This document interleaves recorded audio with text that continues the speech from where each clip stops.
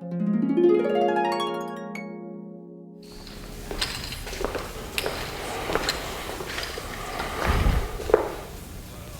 guys, I'm Darren Miles with Darren Miles Photography, and I'm based here in beautiful, sunny Southwest Florida.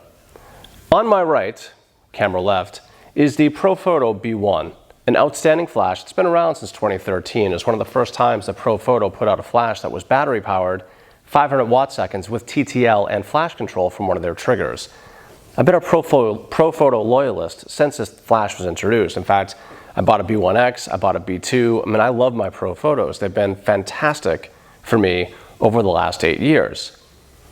But on my left, camera right, is the Flashpoint Explore 300 Pro. This is also the Godox AD 300 Pro. It's the exact same flash, but just branded differently. This is a very compact, very powerful little flash. It's 300 watt seconds. Not quite as powerful as the B1, but still powerful enough for most applications, at least the ones that I'm utilizing it for anyway. And I gotta be honest with you, I'm really close to leaving Profoto and using more of these. Let me tell you why.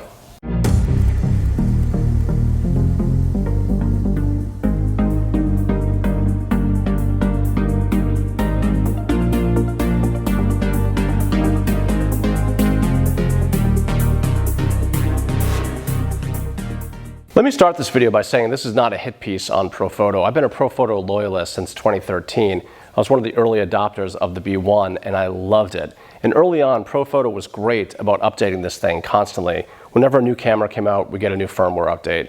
They made it high-speed sync compatible up to 1/8,000th of a second. It's 500 watt seconds. It's just been bulletproof. It's been a great flash for a very long time. But over the last couple of years, there's been some changes. Now, just to be clear, the B1 is no longer a current Profoto flash. It's now the B1X as their 500 watt second model. But they still support the B1. And frankly, the B1X is almost the exact same thing. The LED light's a little bit different. It's a little bit more powerful. And the new battery gives us more flashes. But for all intents and purposes, they're more or less the same strobe light. And when an update happens, be it firmware to either the strobe or to the controller, they apply to both flashes. But let's talk about some of the shortcomings of Profoto. When this flash was introduced back in 2013, it was $2,000 for one flash. Very expensive. But it was Profoto. They're kind of like the Bentley of the industry. So a lot of folks are like, you know what, it's a Profoto. You're paying for that brand. It's called, like, a lot of people refer to it as the Profoto tax. But anyway, it was a $2,000 strobe light. And that gave you one battery and no modifiers. Profoto is a lot like, I mentioned Bentley a little while ago, it's a lot like Porsche in the sense that if you know anybody that's ever bought a Porsche new, one thing about Porsche is that everything, I mean everything, is a la carte. It's like going to dinner at a very high-end and expensive restaurant. It's like, oh, you want a vegetable with your steak? Well, that's separate. You want potatoes with your steak? That's separate. Everything's a la carte. And Profoto works much the same way. You want a new battery, if the old ones go. These are, I think, $279 or $319, something like that for a battery. Pretty expensive. If you have to replace the flash tube, Profoto has this weird mechanism in here where they have this metal thing that wraps around the tube of the strobe light, and I've yet to do it successfully because it's a metal contraption that goes over the light and then plugs into the strobe, and I always disconnect it. I always have to end up sending it into Profoto, which A, is expensive, and B, takes forever to get it back. Their turnaround times are like 4 to 6 weeks. That's a problem. Number 3, they sell off-camera flash lighting modifiers, which are great, but you have to buy the speed ring separate from the light modifier. Speed rings are $99, and the off-camera flash modifiers, be it a softbox, strip box, umbrella, etc., if you buy the Profoto branded versions of those, they are outrageously expensive, 3 to 4 to 5 times more expensive than just about anybody else in the marketplace. So I got to this place where I started asking myself, wow, that's a lot of money for something that ultimately just puts out white light, 5500 or 5600 Kelvin, whatever it is, without any sort of gel or modification. And I got to this place where I was like, wow, these are pretty expensive, but I dealt with it and I put up with it because I loved the results I was getting from Profoto. But there was a straw that broke the camel's back that forced me to start looking. Because frankly, the entire time that I've been utilizing Profotos, I wasn't paying a whole lot of attention to what was going on in the marketplace out there. I had a few Godox speedlights, and I used them for my real estate work. I used them at weddings, and I used the Profotos at weddings as well, but more for the family party. I would use the Godox strobes for the reception. I'd put them on either side and shoot them, cross-lighting, whatever. But anyway, the straw that really broke the camel's back for me was about almost a year ago now. I purchased a Canon EOS R6 for weddings and portraits and families, whatever. And something weird happened. Profoto has yet to update their firmware to let the B1 and B1X and B2 be compatible with the Canon EOS R6. It's the weirdest thing. You put the Canon Air Remote TTL onto the R6 and it won't flash. Nothing happens. Now there are workarounds. I could get a regular Canon flash, stick it on the R6, set it to its lowest setting, set these to slave, and fire them that way. That's one option, but one of the big advantages of these flashes is being able to control them remotely from the controller. Well, remember what I said early on? Profoto was constantly updating and changing the firmware for these things. About 18 months ago, they literally just stopped. They stopped updating the firmware for the B1, the B1X, and the Air Remote TTL controllers. So since the Canon EOS R6 was introduced, which again is coming up on a year now, July of 2020, Profoto hasn't updated the firmware, so I can't use my Canon EOS R6 and the Profoto B1 natively with the Profoto Air Remote. If you go on the Profoto website and look at the support page, the last update for firmware for this thing was in November of 2019.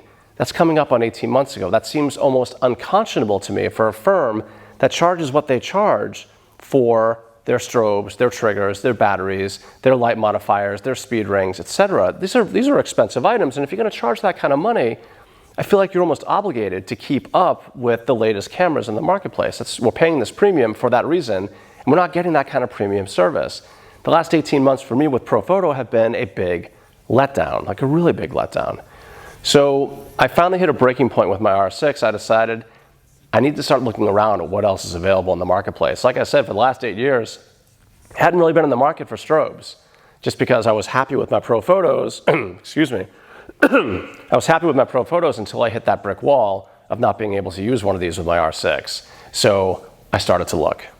And then I found this. This is the Flashpoint example, but I also have a Godox version of this as well. Flashpoint calls this the Explore 300 Pro, and Godox refers to it as the AD 300 Pro. It's a very compact, very small flash, especially when you compare it to the Profoto. This is actually relatively tiny, which is very nice, very compact, very lightweight. It only weighs 2 pounds, 2.2 pounds, and it puts out 300 watt seconds. Also, these batteries, I have the AD 200s, which are look like big speed lights, utilize the same battery, so they're interchangeable with each other too. So I've already got like 5 or 6 batteries, which made it even easier. Batteries are a lot smaller, a lot cheaper. One battery is $69 from Godox or from Flashpoint, whereas one battery from Profoto is $300 and something. The best part about this particular strobe is that in addition to being 300 watt seconds of power, the Godox triggers, the X-Pro Godox triggers, are also only $69 versus the Profoto triggers, which are $439. You start doing some math on this stuff and it gets a little bit crazy, because this flash is $499 and it's pretty awesome, especially at that price point. I can buy almost 5 of these for the price of one new Profoto B1X, which is pushing $2,500. That's incredible. There's also a line of softboxes, umbrellas, and octoboxes, etc., from a company called Glow, which I also believe is Flashpoint branded, but they're really almost crazy inexpensive, and I got a couple of those too. The Glow softboxes, or the beauty dishes, are amazing. I mean, truly amazing. And they're like $69, $79. If I got the beauty dish from Profoto, which I think is built a little bit more flimsily, and I have to buy the speed ring, it's pushing $300 for a softbox, whereas I get the speed ring, the diffusion panels, everything for $69. It was pretty eye-opening for me. And again, this is partially because I've been so focused on Profoto for so long, I haven't even looked around. This situation with the R6 got to the point where I just couldn't take it anymore, because thankfully the Godox or the Flashpoint are in fact compatible with my EOS R6. So I finally got to use my EOS R6 at the beach utilizing strobes like this, and it's been blissful. I stuck on one of the Globe beauty dishes and I started shooting with it last week, and I am just smitten with the results. So I'm kind of at a crossroads right now. What's also so great about Godox and Flashpoint is that their triggers, they have a trigger for virtually every camera system out there. And they're all only $69 each. So I have one for my Fujis, I have one now for my Canons, my Nikons, my Sonys, my Panasonic and Olympus. I have a trigger for all of them. And they're so cheap, if I break one, it's almost like, so what? Whereas if I break a Profoto, it's like, ugh, that's really expensive. The beauty of these things is that compared to the Profotos, they're almost throwaway. If I break one of these things, don't get me wrong, 500 bucks is nothing to shake a stick at, but it's not 2,500 bucks either. And the results I'm getting with these are every bit as good, if not better, for 1/5 of the price. So what you have to ask yourself is, do you really need to spend $2,500 for a strobe like the Profoto B1 or the Profoto B1X? I can't make that decision for you. Now, truthfully, I'm going to keep these in the studio because I still work with the majority of my cameras. They just didn't work with the R6. And the R6 is a pretty expensive asset. It was 2,600 bucks, and I needed to utilize it. It was kind of sitting idle because my flash of choice, or my flash system of choice, was not compatible with it. I have since ordered a second Godox 8300 Pro, which will arrive this week. I'm very excited about that. I ordered a second Canon trigger because I have my EOS R and I have the R6, and I'll be utilizing it with both. But I'll also probably be utilizing this with my Nikons as well, and most likely my Fujis too. I mean, why not? Because it's so cross-compatible and so universal, it's so convenient to use. Now, just real quick, it isn't all sunshine and lollipops with this thing. There's a couple of things that you need to be aware of. The housing, though solid, isn't quite as solid as the Profotos. I wouldn't want to drop either one of them, but this housing is actually pretty solid. The one big downside is this mount. It is a unique mount. And the number of native accessories for it is pretty slim pickings right now. Most of them come from that company Glow that I was describing to you. However, Godox does have what's called an S2 adapter that goes right over this, which allows for putting on Bowens mount accessories. And there are zillions of Bowens mount accessories out there. I have a bunch here in the studio as well. Not the end of the world. I just don't like adding adapters. I much prefer native anything. It's just a lot easier than utilizing an adapter, be it on a camera, be it on a flash system, etc. Because if I put the adapter on here, it no longer fits in the case, so I have to disassemble it and put it back together each time I want to use it. That's a bit of a pain in the butt, especially if you want to use it on location. This is a great on-location flash. It's been, again, blissful. So apart from the build and the odd mount, there really isn't a whole lot to complain about the AD300s. In fact, for what they are, for the amount of money that you can spend and get multiple of these for one of these and be more creative and do so much more, it's kind of a no-brainer. So I'm at a place today right now where from all of my on-location shooting, I'm going to leave the Profotos behind and I'm just going to bring on more Godox 8300 Pros. I mean, why not? One thing I want to point out about these X Pro triggers, this is the Godox version. One thing I want to point out about these is, in addition to being as inexpensive as they are, one of the really cool things about it is that on the display here, it tells us what the power setting is on the flash, or flashes. You can control up to 5 flashes with this, which is pretty awesome. But it tells you what the power setting is.